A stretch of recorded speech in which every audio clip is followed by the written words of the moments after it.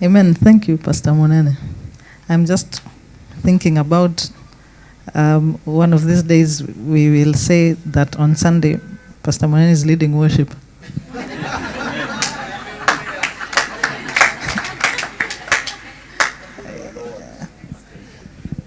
But you know he leads worship every Sunday, right? Yes. I'm actually going to speak to us on the subject of worship, is why I mentioned that. And when I said Pastor Monene would lead us in worship one of these days, you immediately thought, but he can't sing. Well, he can sing, but that has got very little to do with the subject of worship. Now, here is a question for you, though. Before now, we were singing, Sindio, and then you worshipped the Lord. Do you remember what you said to the Lord during the time of worship? Who remembers? Put up your hand. You remember everything that you said to God during that time? Me, I remember. Yes, thank you. You may put your hand down. If you looked around, you realize that we usually don't remember. Why? It's because the subject of worship has been reduced to a ceremony. In that ceremony, we go to church, which means, unfortunately, that when we are not in church, then we don't worship God. In our thinking, it's a lie, though, or like the people of this generation like to say, it's a lie. Yes? So when we are away from the place of singing, in our minds we don't worship. Then we go to a place people gather, music is played, and then we have an opinion about the music. But the lie tells you that you have an opinion about the worship, so you go and say, and I'm sure everyone in this place has said this before, the worship was great. You've heard the statement, eh? And I go there because the worship is great. Other people say that they go to church late because your story of worship, me, I don't understand it. So I don't know what they go to church to do, because the whole reason why we gather together is to worship God. Actually, worshippers of Christ are called Christians. Surprise. Worshippers of Christ are called Christians, not people with English names. And then people with Arabic names are Muslims. No. Worshippers of Christ are called Christians. So I am here to share with us today on the subject of worship, and I am calling the sermon Worship First.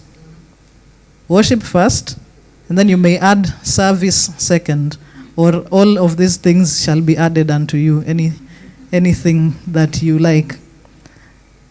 And the reason I asked us before, if you remember what you said in worship, was because when worship is spoken about in the Bible, whether it be in the Old Testament or in the New Testament, there's a certain way to do it. And it's the same. When Jesus was asked, what is the greatest commandment? What did he say? Love the Lord your God with all your heart. Yes. And when God was giving the commandments in Exodus 20 and in the Old Testament, he introduces himself. He says, I am the Lord your God. You shall have no other God before me. If you want besides, that's... But God insists on being first all the time. Then Jesus said, when he was talking about the greatest commandment, in Mark chapter 12, verse 30, he said that love the Lord your God with all your heart, with all your soul, with all your mind, and with all your strength. Which means that if we are going to worship God, wait, which part of you remembers things? It's not rhetoric, I'm actually curious. Which part of you remembers things? The mind. So if I cannot remember as far back as 27 minutes ago, when I was deeply engrossed in worship, do you know which part was not there? No. Which part was not there? The mind. Now, mindless worship is a misnomer. I want to show you a video, a brief video.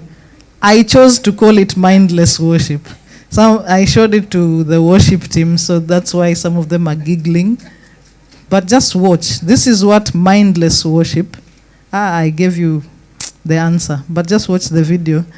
If Kim will kindly play it. 2 times 3, 6. 2 times 4, 8. 2 times 5, 10. 2 times 6, 12. 2 times 7, 2 times 1, 2 times 2, 4. 2 times 3, 16. 2 times 4, 9. 2 times 5, 20. 2 times 6, 22. 2 times 7, 24. 2 times 8, 19. Jesus! Okay, thank you, Kim. Did you see that? If that were a worship service in church, which one are you? Because what happens is we think that being engrossed and looking like I'm involved is worshiping. And from the front, anything looks like worship. So we don't know. And Pastor Monene has stepped out. But we cannot tell from here that you are worshiping God. You could be saying 2 times 3, 9. 2 times 4. But because we have opened our mouths and are talking, therefore, there was worship. Yes? So did you see yourself? No, maybe you are a part of the other ones who actually knew. But when Jesus is talking about worship having to do with your mind, he means that before I can claim to worship God, I must know what it is I am doing. How do I know things? For instance, how do you know what my name is?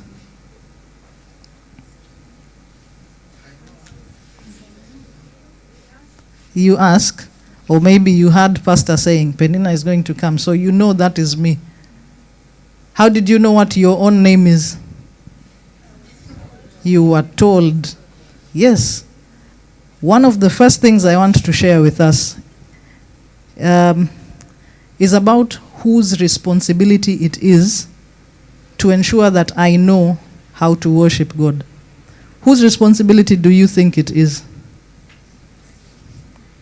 I'm just hearing. Just shout the answer if you know. Whose responsibility is it? Yourself. Are there any parents in the house today? Here is a thank you, parents. There's usually fewer of you in second service. Here is a question that the Lord asked me to ask parents. It was very almost audible, and so I need to ask you if you're a parent in this place, or if you are hoping to be one in the future. The question goes something like this.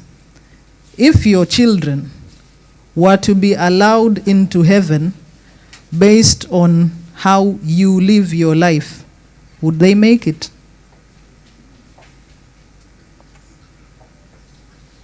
Would they make? It's not rhetorical. I'm actually expecting you to answer. You are so confident that I have taught my child the ways of God.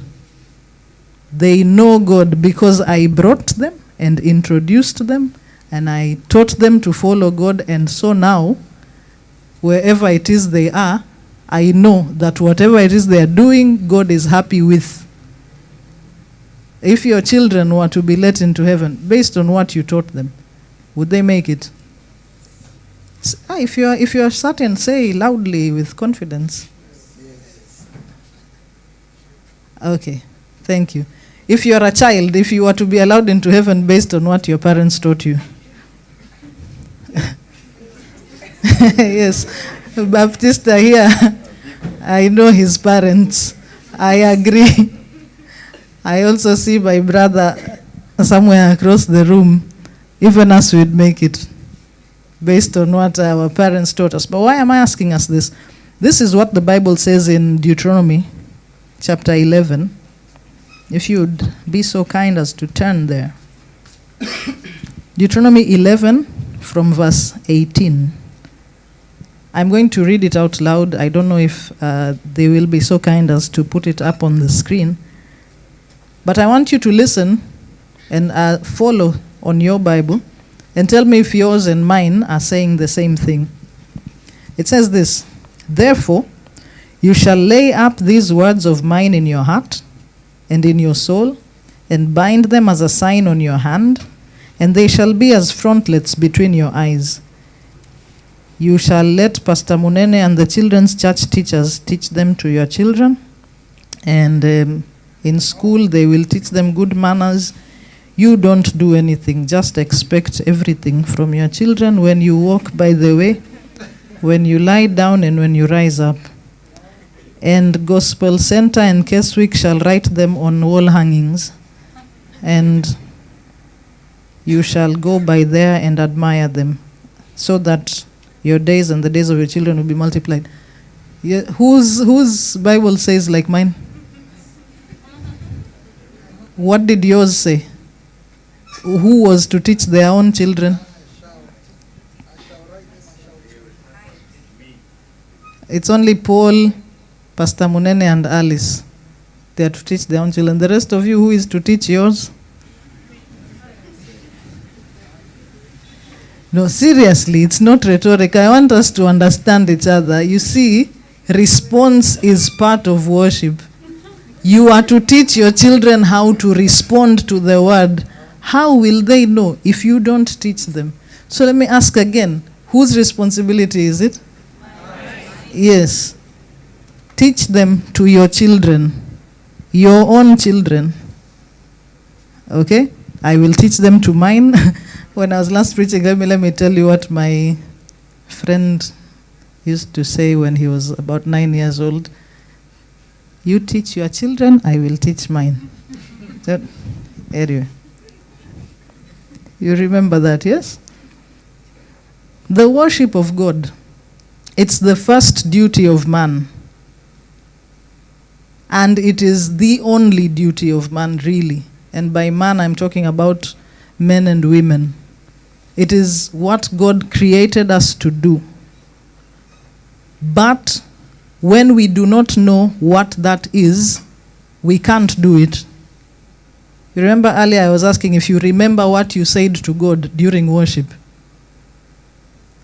God didn't create you to mumble words to him in the 25 to 30 minutes called worship that you have forgotten by the time the sermon comes. Because then, what we will teach our children is this: do the ceremony, go to church, find something to say.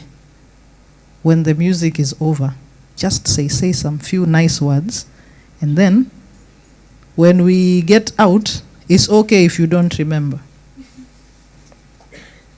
But if there is to be a generation after yours that knows God and fears him, they will have been taught by who? So let me ask you, have you heard this sentiment expressed? In our days, we worshipped. We went for missions. I don't even know what these kids of nowadays are doing. As we worshipped. I'm telling you, the fire would come. Where did the Holy Spirit go? Where did he go? You're actually thinking about where he went. He didn't go anywhere. He is still available. But why is it then that we, the church, are not able to worship God like the way we read about God being worshipped in the Bible. It is because we don't know God. To worship God, I have to know Him.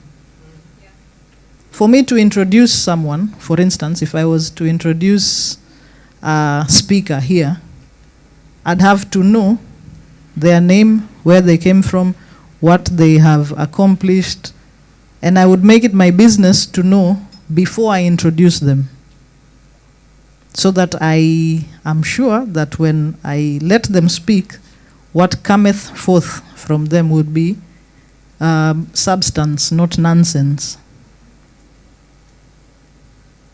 But if I don't know them, I can't let them speak to the church.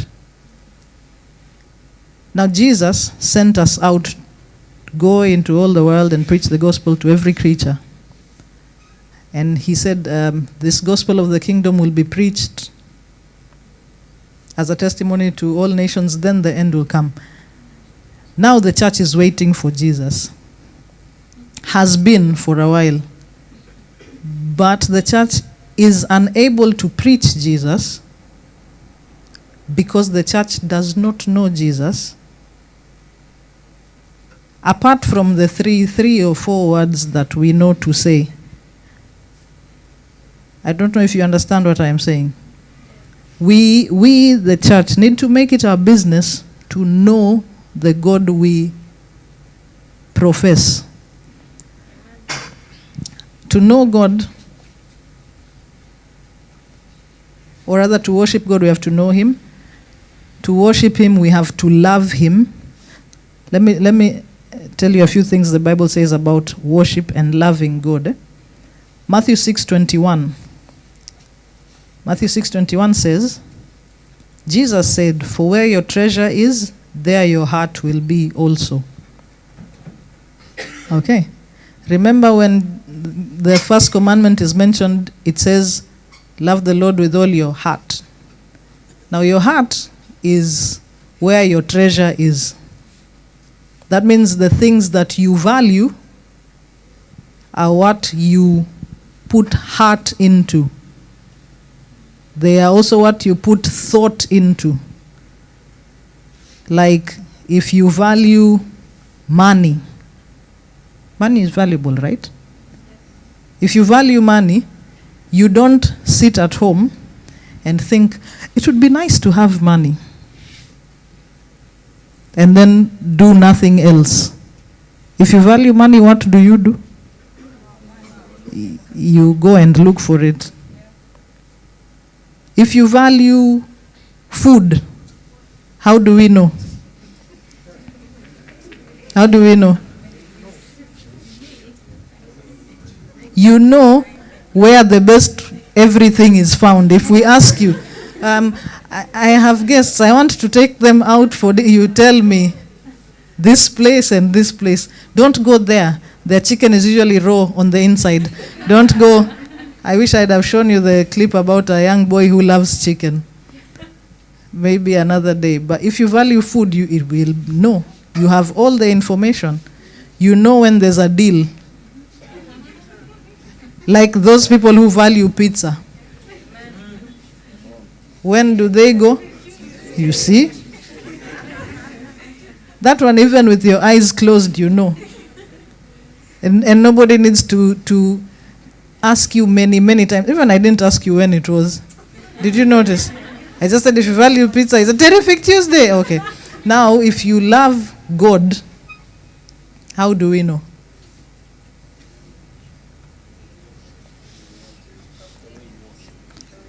How do we know? How comes you knew about pizza? I don't know. If you love God, how do we know? We keep His commands, someone says, but what are His commands? What are they? We have to know them. We have to know them. Yes. They are in His word. They are. Here's another clue about loving and worshiping. Luke 7:47 says, "He that has been forgiven much, loves much. He that has been forgiven little, loves little." So when it comes to loving God, and you find that you on your own are just good like that, and you're wondering, why are they telling us to worship? Me and God are good. No, actually the Bible says no one is good except God alone. So there's me and God are good is a funny statement. So to worship God, I must know him and I must love him. And to worship him and to love him are the exact same thing. To love God and to worship God are the exact same thing. In the Bible, the word worship is mentioned quite a number of times. I'd like us to look at times when it is mentioned and see how it was done, or what shows us that worship happened. The first time worship is mentioned is in Genesis 22. Genesis 22 is about Abraham being asked to sacrifice his son Isaac. And from verse 3, this is what it says.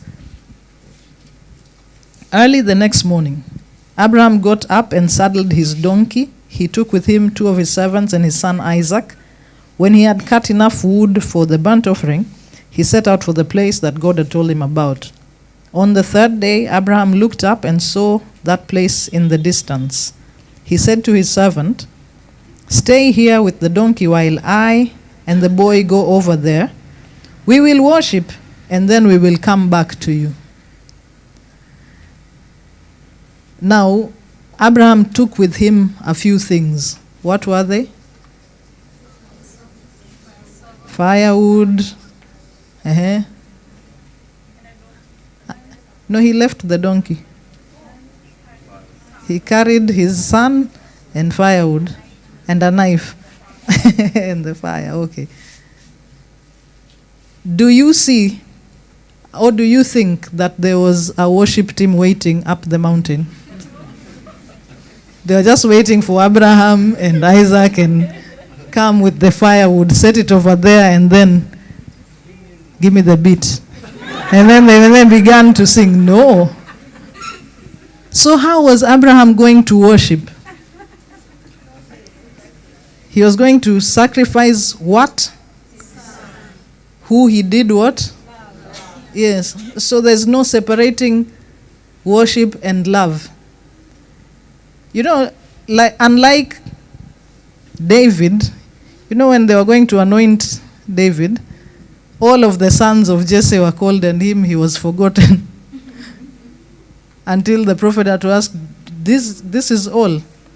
But Abraham was asked for the son you love. So to worship God, I give up to him what I love. What do I love? The human being loves themselves. That is why Romans 12:1 says, to offer yourself. Yeah, because Romans 12:1 could have said, therefore I urge you, brothers, to bring money as a pleasing sacrifice. It didn't. Because, or to bring songs, bring a band. Imagine, let's read that and put, instead of your body, put a worship team. Therefore, I urge you, brothers and sisters, in view of God's mercy, to offer the worship team as a living sacrifice. No. To offer a song. No. It said to offer your bodies as a living sacrifice, holy and pleasing to God. This is your true and proper worship. So where the worship of God is concerned, God is looking for you. He is looking for you. Tell your neighbor he's looking for you. And then tell the one on the other side, unatafutwa. Yes. You see, our worship to God must come from a place of loving God. Some of you here are married, some of you are engaged, some of you are working your way towards that. I want to ask you to imagine a situation like this. First of all, if you are married, imagine if in your marriage, let's start with wives, And all the wives in the house said amen. So imagine that your husband every day has these 3 words, and this is all they say to you ever in this life.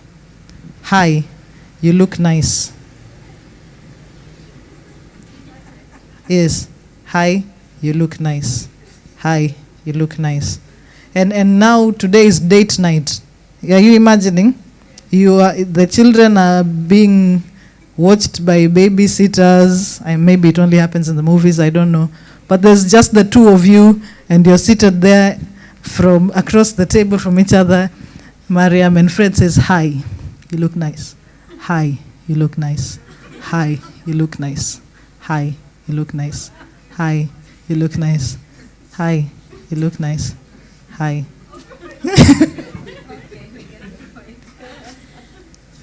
But we do that in worship. Even with everything that has been provided to help you get to speak to God. And the music is played, and then it ends. And then you look God in the face and you say, hi, you look nice. Hi, you look nice. Hi. And the service leader or the worship leader says, you're too quiet. Let's raise our voices. Hi, you look nice. Hi, you look nice. Hi, you look nice. Hi, you look nice. Hi, you look nice. Hi. There's a lot more to God than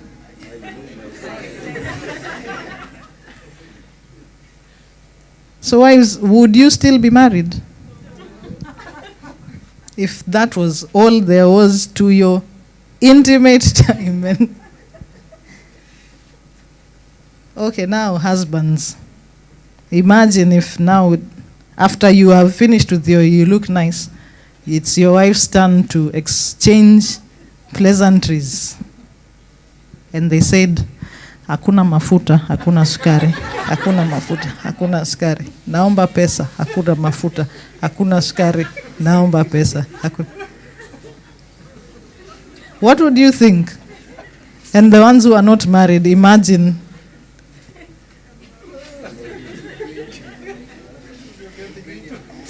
What would you... No, seriously, this is what we do to God in worship, quote and quote. And we know the songs that are for asking for money and mafuta, and then we know the songs that are for, hi, you look nice. And when the time called worship ends, you forgot. You cannot remember. Now in Genesis, we read about Adam and Eve walking with God in the cool of the evening. And they were fellowshipping. Do you suppose this is God in the middle and Adam and Eve? And they were walking and just saying, you look nice. Hi, you look nice. Hi, you look nice. Mafuta, sukari. Mafuta, pesa. No. They knew God so much so that when they did something that was against God, they knew to hide. Because of the intimacy of fellowship. That is what worship is about. There are people in the Bible that are said to have worshipped God. I'm going to tell you 3 of them who stand out for me. There are many more, but these are the 3 that stand out for me. The first one is Hannah. And I'm called Penina, so it's very funny. The first one is Hannah. Hannah was also married to Elkanah, as was Penina in the Bible. And Penina had many children, and Hannah had none. But when Hannah went into the house of the Lord, and she poured out her heart to God in prayer, and the prophet said to her that, go, the Lord has heard you, and you will have a child. The Bible says that when God opened Hannah's womb, she worshipped. Do you suppose that she started to say, where's the band? Let's sing a few songs of worship to bring the mood. No, Hannah worshipped. She said, and the song is written in 1 Samuel chapter 2, she says that Now, how can I forget the song? It's one of my favorite songs. My soul exalts the Lord. Yes. She worshipped. Just because he has been mindful of me. Another person who worshipped, and that was giving birth to a child after a long period of childlessness is a good thing. So you're thinking, yes, what else could she have done? She should be grateful. But then there's Job. The Bible says Job worshipped. Do you know when Job worshipped? After he lost everything. All of his children died, all of his animals died. Then he had this skin eruption that is painful to imagine. And his wife had told him, curse God and die. And then the Bible says Job worshipped. So no, worship is not for only when good things are happening. Job worshipped in that. The other person that stands out for me is called Joshua. Joshua took over from Moses. Joshua, preparing to go into battle, met with a man carrying a drawn sword. And Joshua asked him, are you for us or against us? And the man said, I am neither, but I am the captain of the armies or the hosts of heaven, and I have come to you with the message that he brought. And the Bible says Joshua worshipped.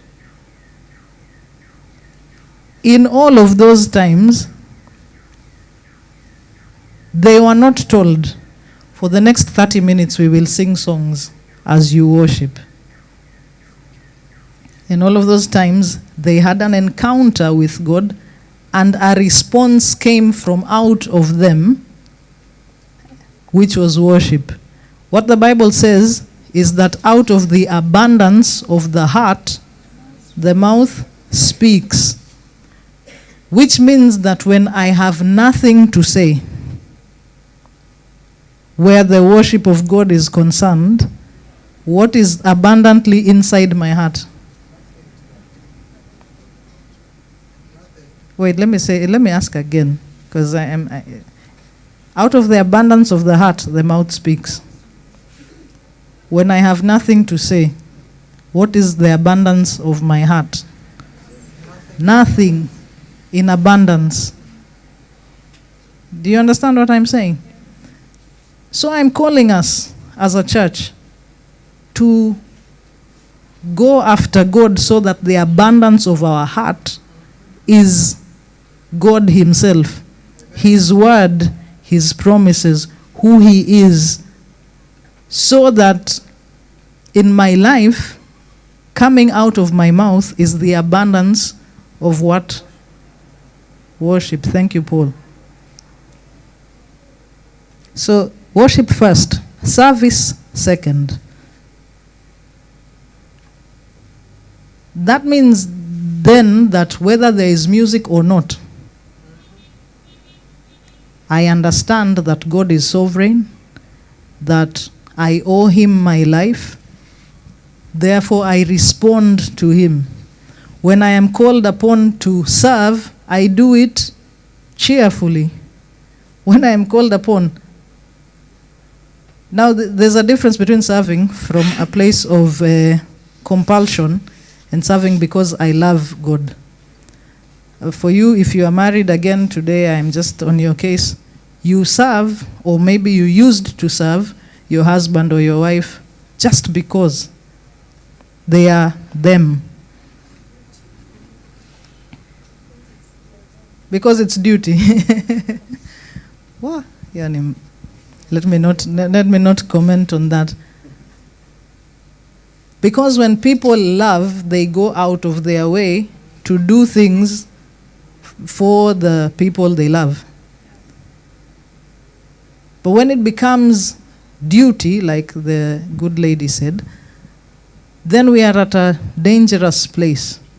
Because, you remember we said, who is to teach your children to worship God? You. So, let's say you serve as an usher. The place where you serve says, ushers must be in church from 6:30 and fully dressed in uniform and the like. And you're an usher, Question is, why are you ushering? Is it because you love God or it's duty? If it's duty, you'll be there at 6:30 like kila siku tu ndo kanisani. They can't even appreciate me. Oh, how comes yes we are not given snacks? I don't know what. And then you have a child, and your child listens to you. So your child's attitude towards serving God stinks courtesy of you. So they think, these people, when I grow up, I am not doing that. That's a miserable thing to do or be. But when we serve from a place of love as unto the Lord, I said this in the first service, I hope and pray that one day in this church, we'll have a service where parents and children sit together and then just observe the responses of the children and of their parents. You will notice that your children will do exactly what you do. The children of those people who say, Amen, usually will say. The children of those people who just do like this with their eyelids. Like, you have not met children who you say hi to them and they're like, do you know where they got that? From their parents. The children of parents who think enough of God to give cheerfully are generous. The children of those who have heard at home how these people just want our money. You give them offering and they ask for change because you just want our money. Who said? My parent. So I'm calling us, church, to understand that the coming generation will only learn to worship God from us. If in fact we think that watoto wa siku hizi wameharibika, do you know what happened? Someone didn't teach them. If in fact the Church of Christ today has a cynicism towards the move of the Holy Spirit, you hear about the Holy Spirit and you're thinking, that gibberish they talk. You know where you got it from? Your parent. In school they used to say, and I went and told my dad this once. Now I'm understanding why they said that. In school you used to do a mistake and they say, you are lazy just like your parent. One teacher said to me when I got some mathematical problem wrong, that I am foolish just like my parent. And I went and told my dad, you know what my teachers think of you? They think that you are foolish. I have a sibling in the house and some people who knew my father. My father had some things to say to that teacher about their own parents. But children learn from their parents is what I am saying. Children learn from their parents. Younger people learn from older people. The Bible says one generation will praise your name to another. If the children today and the younger generation, I didn't say this before, I'm saying it now, are hashtagging iwafikie wazazi. I agree with another friend of mine who is hashtagging ilitoka kwa wazazi. You understand? You and I need to teach. We need to teach our children and the younger generation to know God, to love Him, what it means to worship Him, how to serve Him, what He requires. Micah 6:6 says, He has shown you, O man, what is good and what the Lord requires of you, to do justly, to walk humbly. To love mercy and to walk humbly with the Lord. If there's any problem anywhere in our society, it began at the place where we don't want to worship God. So if we're to correct everything that is wrong, we must get to the place where we worship God. You see, to worship God means I will know His word. I will know His word says what I can do and what I should do, what I can't do and what I shouldn't do. If I do those things, actually Jesus said, if you know these things, blessed are you if you do them. Then my attitude will change. When I go to the congregation of believers, from whence I came, I will have been worshiping the Lord. I will have been doing what His word says. Do you know that it is God's word that says, sing to the Lord? Did you know that? It's why we sing. It isn't because we love music and you don't. You know me, I'm not a musical person, so when they are singing me, I just wait. No, the word of God says, sing to the Lord. And it doesn't say, sing to the Lord, all you who have nice voices. No, it says, sing to the Lord, all the earth. Are you in the earth? Yes. And then the word of God says in Psalm 24, the earth is the Lord's and everything in it, the world and all who dwell in it. Do you dwell in the world?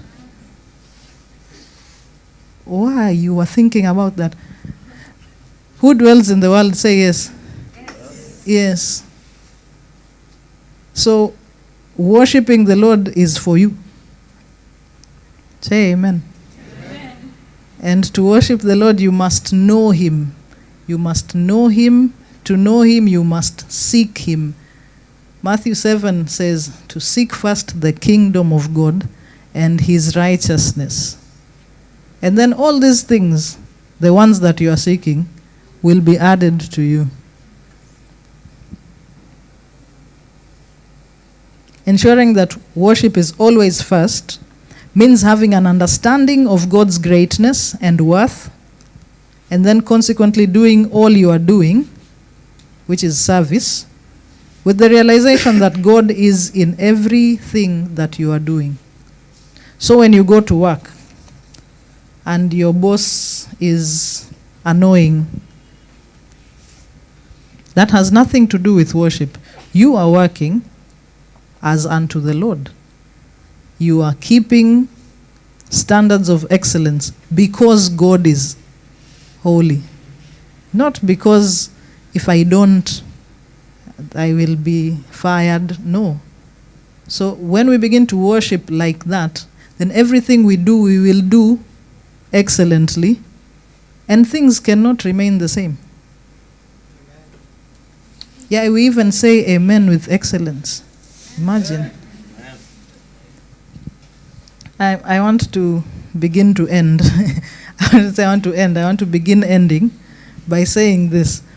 Worship is an experience. It is not an event. You know, like your life is not an event.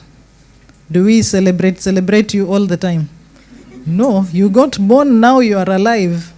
Now you are living. In your living, you worship. Yeah. We don't tell you, I said to the first service, imagine if God did this. If worship is an event, He tells you, you will come and recharge your pulse every 3 a.m. If you don't come, you're dead.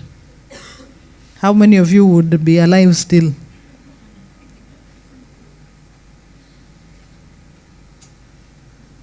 But God doesn't do that. God created you, He breathed life into you, and you are living. And if you are born again, you live eternally. If you're not, you need to get born again. Otherwise, battery kisha charge, you're done. So worship is an experience. It is who you are every day, everywhere, everything that you do. 1 Corinthians says, so then whatever you do, whether you eat or drink, or whatever you do with all your heart to the Lord. And singing in church is included in whatever. I'm waiting for it to sink in. Singing in church is included in whatever. So you don't let the singers sing, then us, the listeners, listen. No. Giving to the Lord is included in whatever. Imagine it includes even sleeping and eating and drinking. The psalmist says, when I lie upon my bed, I think of you.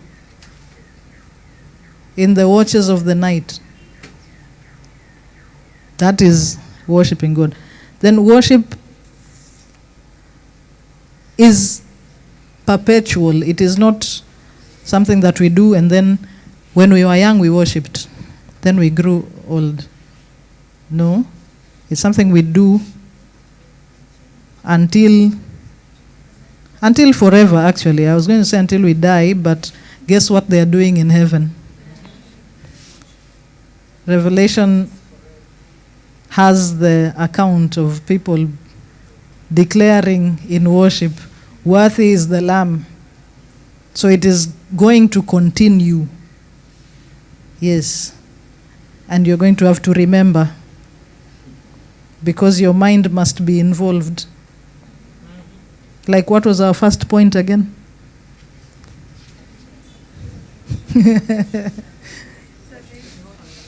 What?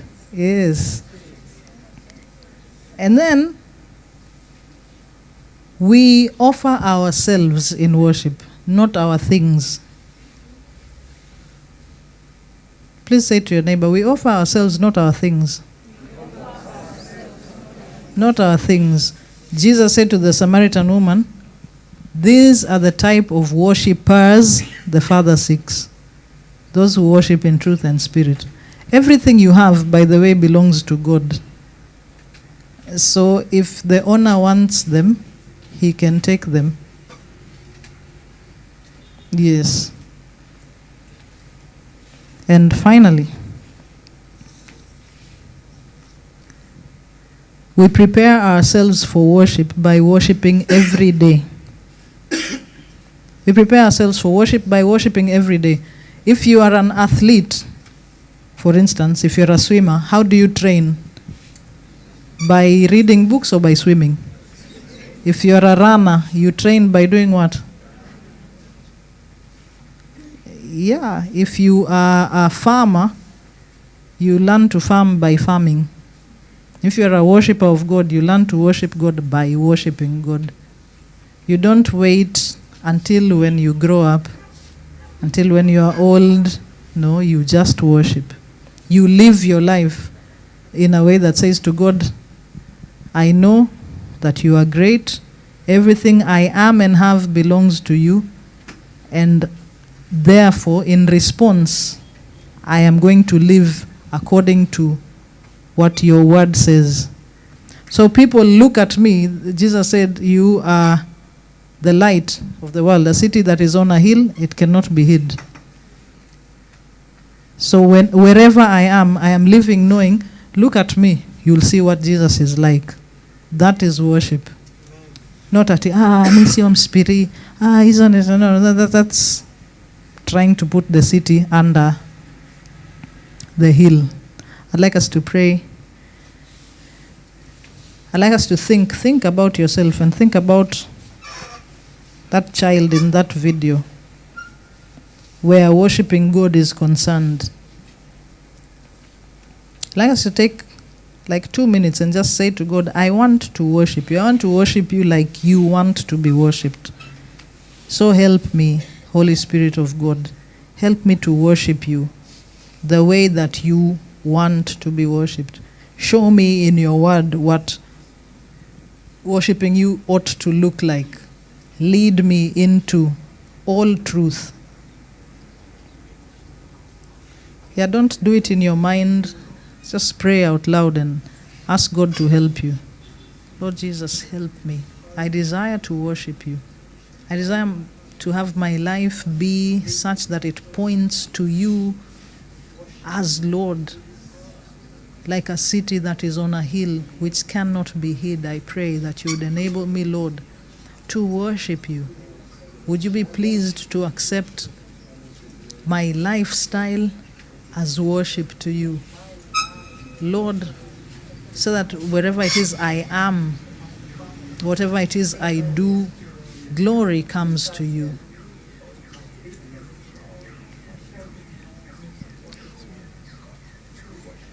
Heavenly Father, we pray today that you'd enable us to come to a place where we make it our one desire to please you. That one thing we will desire of you and seek after, to dwell in your house and inquire in your temple, to seek your face, to know what is pleasing to you and to pursue that. And Lord, may you be glorified in our lives. I'd like to ask if there be perhaps someone in our midst or people in our midst that do not know Jesus as Lord, and you'd like to receive Jesus as Savior today. We would like to pray with you. If you'd just put up your hand, maybe, if you're in this place. If not, I'd also like to ask if you're there and you have been limiting the worship of God to just singing or not thinking about it, and you want to say, I want to know you, Lord, and I want to worship you in the way that is pleasing to you.